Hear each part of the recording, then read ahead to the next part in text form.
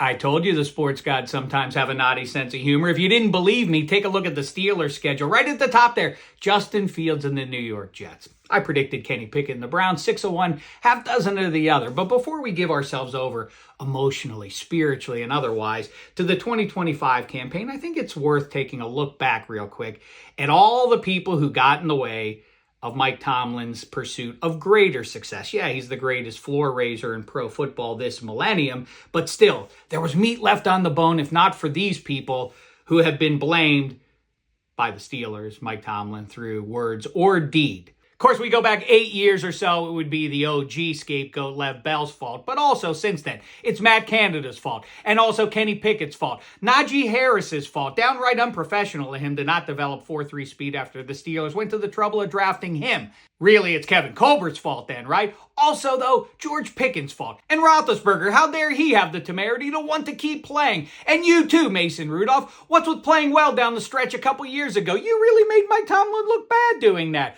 Dan Moore, you too. You exceeded expectation as a 4th-round pick, sure, but your refusal to play like a 1st-rounder really hurt the team. Same goes for you, Broderick Jones, and your lack of development. We can't blame the coaches for that. Local media, you're to blame for asking about the 24 wide receivers, even after Tomlin said he was comfortable with the group. Nevertheless, it's somehow Van Jefferson's fault. He's Van Jefferson. Also, Russell Wilson, sure, he's up in New York now trying to keep a low profile, but that's only because he had the gall to lose big games and wasn't allowed to check out of plays, even after Mike Tomlin stuck his neck out and talked for 10 months about Russell Wilson, the big game quarterback. And Justin Fields. He should have understood they wanted him to start in 25, even though they didn't start him in 24. And that brings me all the way back to the aforementioned sports gods who thought it'd be plumb hilarious to send Tomlin and company up to the New York tri-state to confront one of the ghosts of their pigskin past. It makes sense that they would have the holidays on their mind. The season comes to a head around Christmas time, but this is not Die Hard, no. By the way, if you aren't familiar with that film, it stars the Pittsburgh River Cop from Striking Distance. No, I mean A Christmas Carol. Not Pigskin Carol, who's now coaching the Raiders, which is too bad for the Steelers because they need a QB, and they usually like QBs around Pete Carroll's age.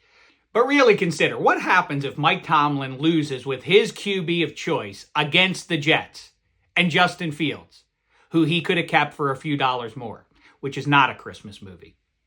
Really, how all these cast-off football apparitions perform across Football America in 25 will reflect one way or the other on Tomlin and Omar Khan.